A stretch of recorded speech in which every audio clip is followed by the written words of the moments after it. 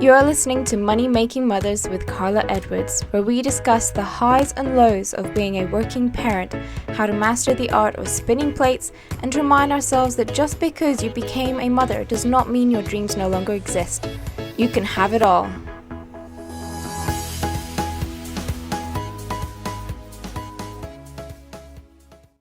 Hi everyone, welcome to this week's episode of Money Making Mothers, where I am joined by Sarah, aka the Mortgage Mum. She has shown that just because you've become a parent doesn't mean you cannot build a business around your children. And she's doing that for other women as well. She empowers females to go for their dreams, and she's also been a finalist on The Voice, which is a massive achievement. Positive lady with a good outlook on life, and everybody can learn something from her. I'm Sarah Tucker and I am founder of The Mortgage Mum, which is a mortgage company made up of women all over the UK working flexibly around their families. I was also a contestant on The Voice UK, which led to me setting up this company. And I'm a mother of two children who are 7 and 4, so still quite young, Sienna and Joshua, one girl, one boy. And that's me. Great. Hiya, Sarah. Thanks for joining me. I didn't know that actually, that it was a full run the UK. I thought it was just yourself. Is it No, there's nearly 20 of us now. all mums? Yeah. Well, there's a few that aren't mums, but that are planning well in advance for when they are mums, so that they've got that foundation. Oh, lovely. So that's like, do you like manage, like oversee it all as well then, Yes. as well as doing the job? Yes. Jesus. Yeah, that's right. Yeah. It's completely different. I was doing this job around my kids and it worked so brilliantly at the school gate. I'd pick them up, I'd be at the nativity play, I'd be at the school plays and the important bits that they really remember. And I was doing the job and earning really well and actually had time for things like singing and doing other bits and pieces that were for my self-development. And so many of my friends either didn't work at all because they just thought, I don't have the hours or the choice when I need to be at the school gate and I need to look after the kids, or they were doing jobs they hate because they had to do whatever fit. So yeah, once I got on The Voice, I had some courage to actually talk about my idea, and just thought, what if I could set up like other people that can do this and I can train them and then they could just have the same balance I've got. And it's evolved very, very quickly into the How mortgage mum. long? How long's it been then? So I launched it. I took on my first mortgage mum last September. Yeah. So yeah, a year and a month, and we've got 20, and we've got another load joining in January, hopefully. So yeah, I want to have loads. I want loads of. I think I just didn't realize how many women need it. I knew a few would need it, but I didn't realize how many. I think there's over 300 studying now for their CMAP. Not that I can take 300 women because I know, but it is though, isn't it? Like, train them all. we work in a similar industry and we can pick basically our calendar, can't we? Like we can Yeah. work our life around our calendar. I mean, I'm guilty. I don't always do that, but you have got the option when you need to. And Yeah. it seems so unattainable for a lot of people that you can actually manage your own diary and still earn good money. Exactly. And it's doing an interesting job. It's not doing a job that you don't like. It's not it's interesting. It's your own career. But like you say, it is hard to get the balance right because it's constantly there. I always say to the girls, it's like your phone's hot. It's always hot with business or clients at the other end of it, but you have to learn how to manage that. Yeah. Because it's never going to switch off unless everything shuts down over Christmas. So it's just as much managing that as it is the job. But we are very fortunate that we get to choose, and that's not always the case. Well, on that, like leading into that, one of the first questions is, why do you do what you do? So obviously I know why you do what you do, as you just explained the main reason, but how did you end up getting into doing that? So how I got into mortgages, I worked in mortgages years and years ago. One of my first jobs really as an administrator before the credit crunch, about 3 years before. And I just loved it. I think sometimes you find a subject, you just think, oh, this is really interesting. It affects everybody. Most people have a mortgage. Most people have a home. hopefully. And so it affects everybody. There's not really anybody I know that hasn't had a mortgage or is going to have one. So I found it really interesting. I was also a first time buyer, so I was super into it. Yeah. And then when the credit crunch happened, I left the whole industry behind me in an instant, as a lot of us did, went up to London and kind of just forgot about that world, had my daughter. And then once I had her, I was chasing my singing stuff at that point. And I had gone for Britain's Got Talent, among many others over the years. But at that particular moment, I'd gone for Britain's Got Talent and I'd got all the way through to the judges because there's lots of auditions before.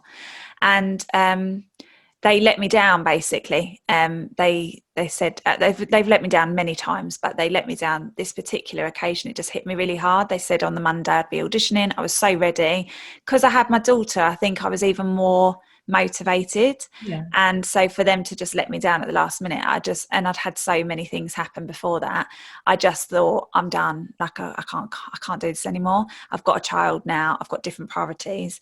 And it was like a light bulb moment. I sat at my desk and it was almost like I just said to myself, what can I do? What can I do that will mean it's flexible, more flexible than London? I'm my own boss. And then mortgages just popped in my head and I thought, oh yeah, mortgages that was really fun when I worked in mortgages. Maybe I could be a mortgage broker. And then I Googled it and obviously found out about your CMAP qualification and kind of just muddled my way through to being qualified and starting to work around my job and my kids at that time. And then I left, eventually I took the plunge and left to go fully self-employed once I had both my kids. So it's kind of, I fell into it, but I chose it because I could see the picture of what I wanted. I thought, I can see my two kids. I can see me walking to school. I can see me doing mortgages. I can see that this could create flexibility for my family. And it's an interesting topic. And I think I could be good at it. So that's why I became a mortgage broker. And I set up the Mortgage Mum because I wanted that same picture for other people. And I realised there's so many families that need it. And it's for the men as well, because everybody says to me, oh, you're all about women. And yeah, I am. But it's for the men too, because there are lots of pressured families where the bloke has to go out and earn enough money so that the wife can stay at home with the kids or have a part-time job that doesn't earn very much. So there's just as much pressure on them. So this enables families to go, well, you know what? Does that work for us? Are you the ambitious one or am I? And you can mix it up and share the responsibilities that you have. So yeah, I think it works for everybody. Yeah, it creates more of a balance, doesn't it? Like it's definitely less pressure for the man, but some men don't like it. Some men would probably take advantage, but I suppose every family is different, isn't it? And that's it. They've got to be doing it for themselves ultimately, haven't they? If they want to do it, like the women, they want to do it for themselves. Yeah.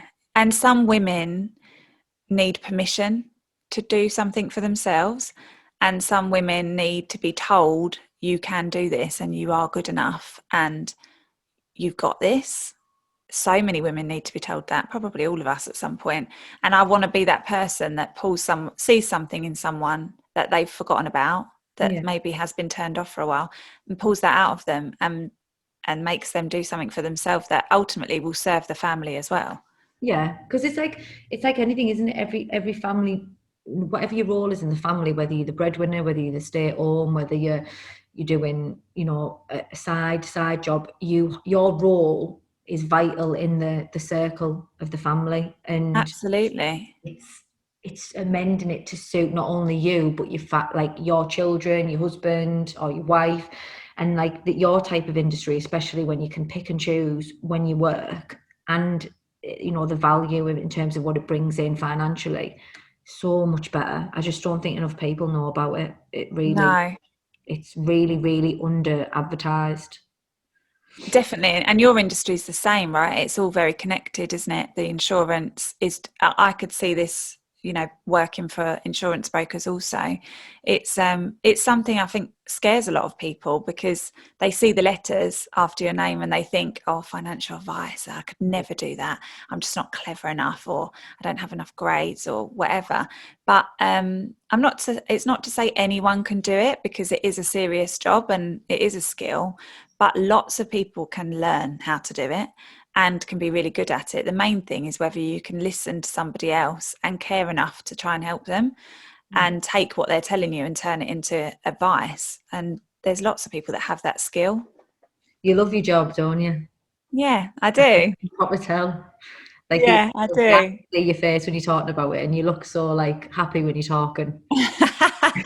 Yeah, no, I do, because you make a big difference. And I like to think that I'm doing something of value and making a difference by getting up every morning and trying my best. It's actually going to affect someone else's day. That's what gets me going. So whether it's a client or another mum, that's like, it feeds That's me. lovely, that though. That's really nice. The so how does it work then if you're managing? Is it 20? Did you say? There's 19 at the moment. Yeah. Well, you, 2 children, husband, 19. How do you do all that, like juggling work and motherhood? Sometimes it's a challenge. I don't really know, if I'm honest. I struggled a lot initially, and I've had moments of struggle along the way where I go, oh, I can't do this anymore. I can't keep up with my own self. But lots of support, really. My husband's amazing. He's very supportive. But we went on our own journey of, discovering, once I started what I call rising into this new version of myself, it rocks the boat. People, your parents, your friends, your family, your husband, they're like, who are you and what has happened to Sarah? Because you're like this power hungry woman. I don't understand. Like, you were just happy. What's going on? So it did rock our boat massively, but good relationships will grow and adapt and adjust. And I think then, we've adapted over the years to each level of me changing something else. It is a juggle. I think it's important that you talk to your kids about what you're doing. So my daughter asked me not that long ago in the summer, Mummy, why? She said something about a theme park. First of all, we were in a theme park and we said, would you like to work in a theme park? She was like, they're my favourite place. And she went, no, I want to own one. And I thought, oh no, what have I raced? And she said to me, Mummy, how did you know you wanted to have your own company? Why did you have your own company? And I said, darling, I did not plan to have my own company at all. It's just kind of happened because I had a good idea, and sometimes a good idea turns into a company. But the reason I do it is because lots of mummies and daddies aren't allowed to go to their children's shows, and they have to say no because their bosses have said no, because they're expected to wear a shirt and tie and be at a certain place at a certain time every single day. And so mummy wanted to create a space where mummies don't have to say no and that they can do those things. And she said, oh, so-and-so's daddy had that and so-and-so's mummy had that. And it just, she understood. So now when I work, I say to her, I'm working on the mortgage mum right now, so I can't do that thing. Yeah. But I will do this with you later. It's not, I do get mum guilt though. Everybody does, right? It's just a fact. I think even if you did everything right, you'd find something to feel guilty for. I was watching, I'm really trying my hardest to understand TikTok at the minute, right? And I was watching this, there's some hilarious things in there, and then there's some actual it's like one end to the other, spectrum of the videos. And there was a girl on there, it was mother, I think she had 2 kids, and she was doing a video saying, she was showing everything she'd done in the day, which is a hell of a lot more than I've ever done in terms of in one whole day. I'm talking she'd done craft, she'd done baking, she'd done books, she'd done drawing, she'd done a walk. Imagine the perfect mum day. It sounds exhausting. Yeah, it's all in one. I haven't done that. And at the end, she was still have I done enough? And I was like, Jesus, it really is that it doesn't matter what you're doing, whether you're doing half of that, 1/8 of that, or whatever, you're never going to feel that mum guilt never goes away no matter what you're doing, because you don't know. We're winging it at the end of the day. Everyone. Yeah. Have I done enough? Am I doing it right? Was that the right thing? And I think there's so much pressure to be this perfect mum when in reality, you don't even know what perfect is, and you're never going to achieve it because nobody knows what that looks like. No, perfection doesn't exist. I've chased perfection my entire life. It's only in the last few years that I've realised it doesn't exist. And So I want my kids to not chase it. So I always say to them, no one's perfect, nothing's perfect. It's either good or it's not so good. That's like the way it is. Yeah, But if only I could take my own advice. Oh no, but it's easy to give it, isn't it? It's harder to do it yourself. But Yeah. the But way you're so right. said, a true perfection has to be imperfect. Yeah. And it is true. Really is true. But it is hard because, like you say, you get caught up in the, like, you want everything to be perfect and you want everything to be right. But reality is that it's never going to be that way. It's not. No, but the main thing I realise is these two kids, and I'm sure your three are the same. They love me. They look at me and they just love me. They just want me to be near them, listening to them, and hopefully sometimes I worry because you worry about time, don't you? And you think, how much time am I going to regret spending on this thing instead of being with them? But there's never enough time. If you could play with them all day and they'd still not want to go to bed that night and say, can we have one more story, one more book? So I think they do adore their mums, and that's just in them. So if only we could see ourselves how they see me, because I'm sure it's nothing like how I think I'm coming across. But yeah, maybe it's what makes us good though, because if we think, am I doing enough, we continue to do better. But if the day we go, yeah, I've nailed it, I'm doing great, then we're going to get a shock when our kids are like in therapy when they're an adult, like, you did this and said this to me. So we've just got to all do our best really and support each other, because back in the day we brought children up together as women in tribes and circles, and I think we've forgotten a little way how to do that. I think it's because competing instead. Yeah, it was literally just at the word out of my mouth. Who's the best mum? Like, who's done the most? Who's done? And like, do you know which one? It's funny, it's coming up now. Which one I struggled with until last year was Christmas, because before I was self-employed, it was like, obviously when you're working Monday to Friday and Saturdays as well, I was working. It was so hard to get all those, those like I know tea with Santa, craft with Santa, let's go do the Wonderland, let's go and do this. And there was so many things I'd see everyone and think, oh my God, I feel so shit that I haven't took the kids to this and this. Yeah. And the first year when I was self-employed, oh my God, like by the end of Christmas, right, my son, like Jackson, the eldest, said to me, Mum, I do not want to see another Santa. Like, I was like, I had a list of all these things I'd wanted to do, and we did it all. It cost an absolute fortune. It was draining, and at the end I thought, why have I done all that? Like, just to say, like, oh, I've done what so and so did, or I've done tried everything. The kids haven't missed a thing out. Like, literally this year, Jackson said to me in a couple of days ago in the car, he's like, Mum, we're not doing any of those things this year, are we? Like, oh my God, it's the opposite. I've scarred them for life with like Christmas events. But I totally get it. I totally get it though. I totally get it. I mean, I get it with what I call school mum syndrome, where I'm just not as on top of the stuff as everyone else because I'm juggling a lot and I'm trying to look after other women and whatever else, whatever excuse I make, I'm just not as on top of it. And people will say stuff to me, or I might have forgotten that it's something day at school and we'll be preparing for it last minute. And I hate it. I don't like to be that person. But I'm sure there's loads more like me. It's just I'm that. People just keep faces, don't they? So those bloody last year there was the sticks, the like lollipop sticks. Make this lollipop stick into something. I was like, my 5-year-old said to me, Mum, this needs to be in. And I was like, when? He's like, today. I was like, why haven't you told me? And he was like, it was on the letter. I was like, no. Always tell Mum, don't give me the letter, tell me what needs doing. There's too many letters. There's too many. But it's so hard to like do it all at once and do all those other things. Like, it's mental. It drains me, but I'm sure there's so many more women out there who feel the same way and just think, oh God, like, write her full name, postcode, phone number and emergency contact. Teddy knows my name, that's it. Like, he knows where I am. Yeah, but we've just got to start breaking down those barriers, I think, and just recognizing what it is, it's not our fault that we do it either. It's how we've been brought up. It's the conditioning of women. That's just what's happened over the years. Instead of grouping together, we got taught to compare with each other. And this whole like who wears it best is the classic example of that. Like that is controlling us and wiring us to look to the woman to our left who looks gorgeous and goes, oh, do you look better than me? Are you doing that better than me? Are you standing better than me?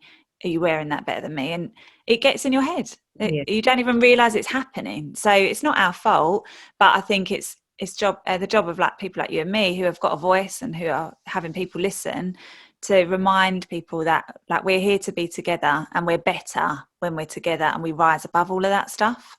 But yeah, we're all prone to competing. The three C's, isn't it? Comparing, competing, and criticizing.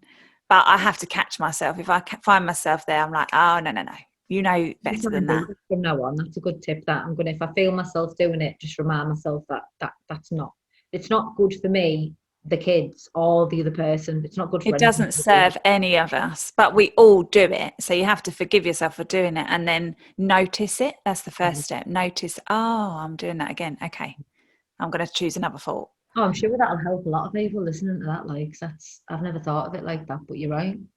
Yeah, someone told me it and I was like you, I was like, oh, whoa, tell me that again. Tell me that again. So yeah. So in terms of the whole journey into everything that you've achieved and what you've built up, what for you has been the most difficult part of it? Definitely for me, the most difficult part was the beginning. I'd just come off The Voice and The Voice was the biggest high of my life. I'd chased that high for my whole adult life, basically, since I knew I could sing at 17. And I knew is a loose statement. I didn't really know I could sing till probably I came off The Voice. But I chased this thing. And now when I talk about it, it sounds really fickle because I'm like chasing this TV moment. But that equaled something deeper for me. It equaled validation. Like I was never that person at school. I just craved. There was a part of me that craved that experience, and I'm really lucky that I had it. Tell me more about that experience. Sorry, like who picked you? Yeah, so I had auditioned for X Factor many years, so it's important that people know I had loads of rejection and more no's than yeses, but I did have a couple of yeses along the way that kept me going. One of them being from Simon Cowell, who said, you have it but you don't believe you have it, and that's the problem.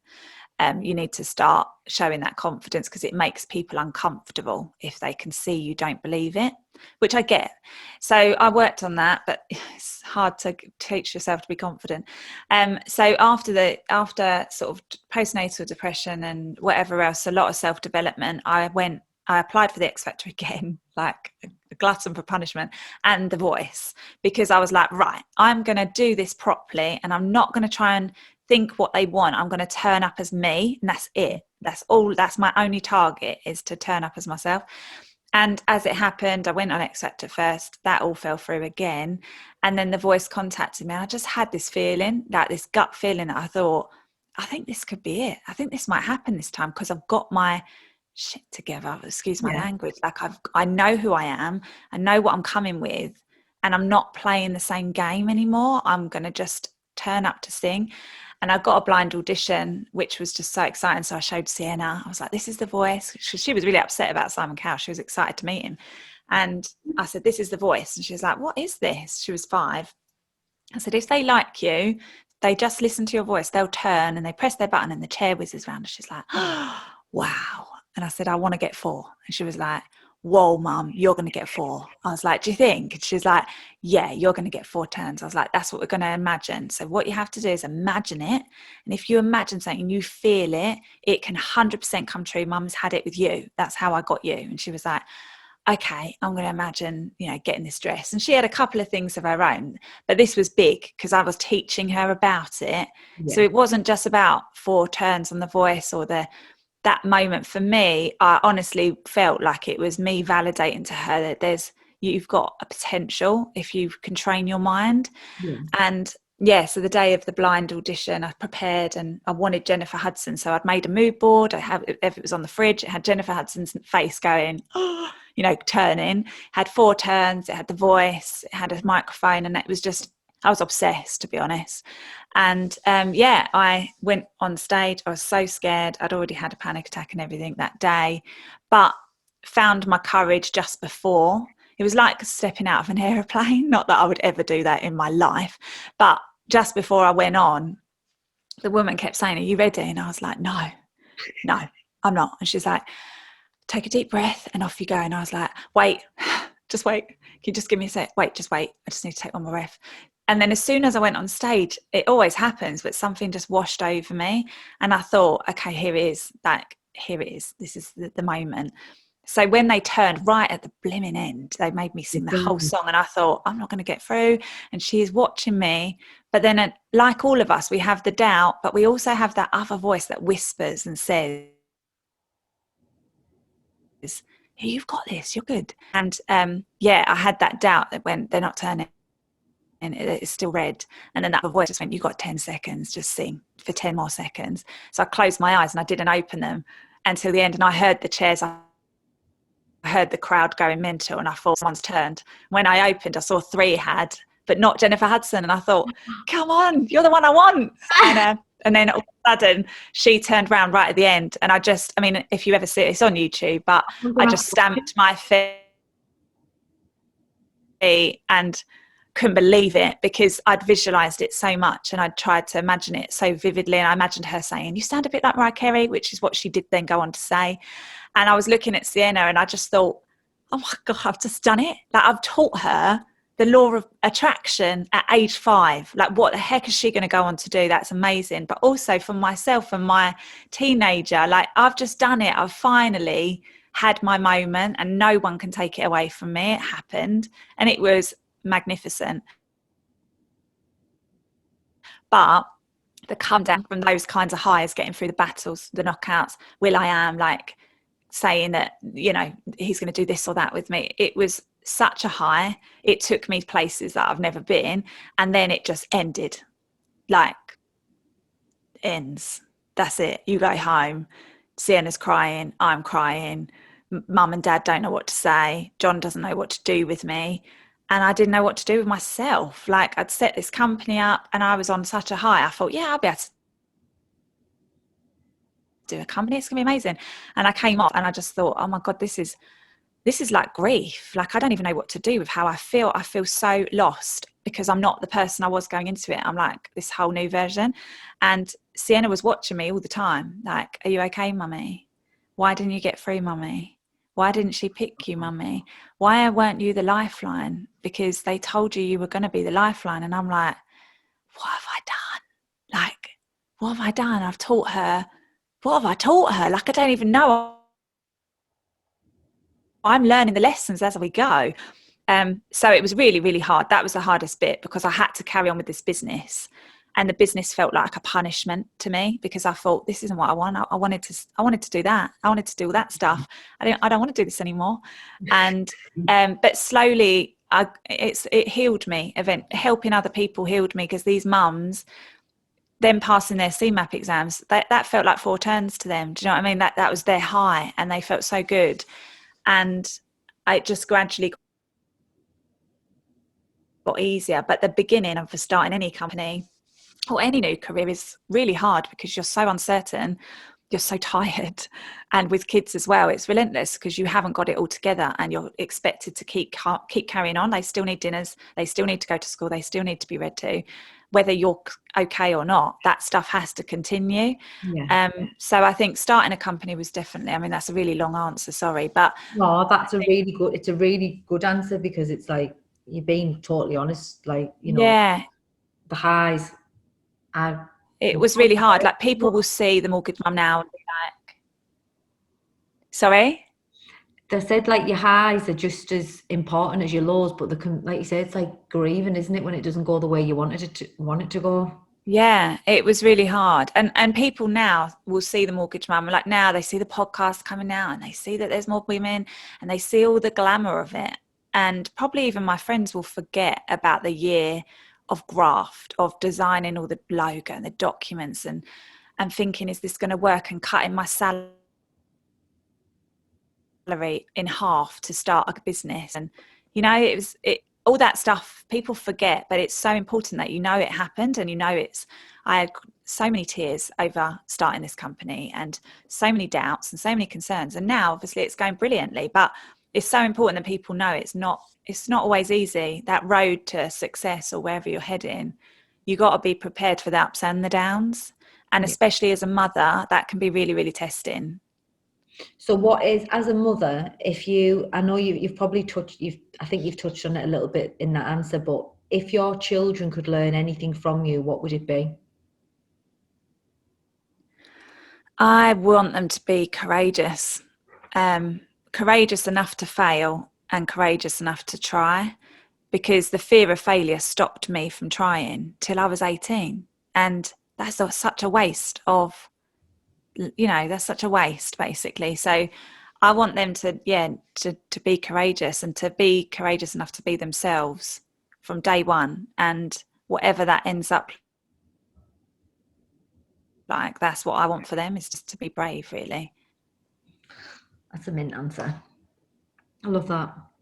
I love everything. Honestly, I'm really, like, I didn't know much about you before this, and I love everything that you've said. I agree with all of it, if I'm being totally honest. So a lot of it resonates with me, and like you say, it's not people. I said this a couple of weeks ago, you don't always see the lows on social media, and nobody posts out the worst bit about your day.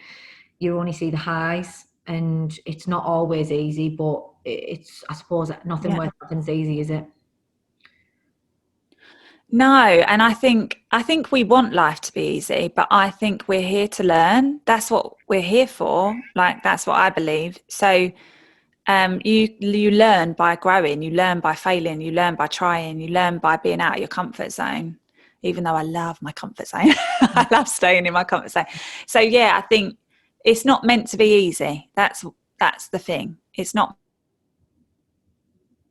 meant to just be watching Netflix and going out the weekend and having loads of money and going on nice holidays. That's all great, and you should totally do that stuff to enjoy yourself, but you're here for a bigger reason than just that. So if you're struggling, it's because you're probably doing something that's hard and worthwhile.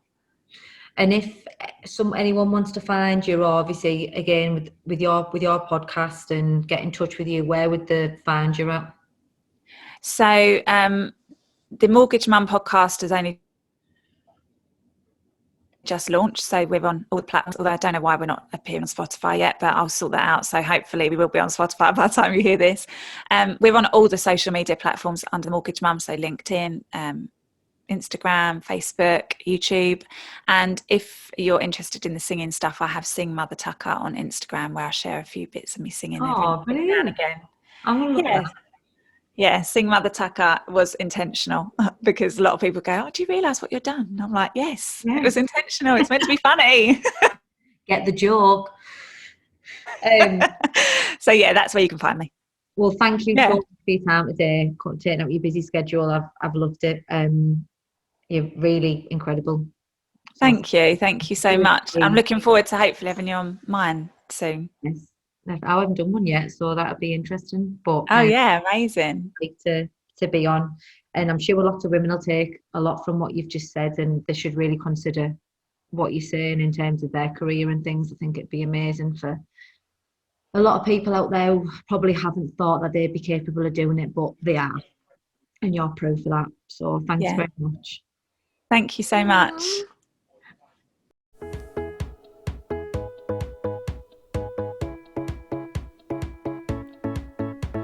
You have been listening to the Money Making Mothers podcast with Karla Edwards.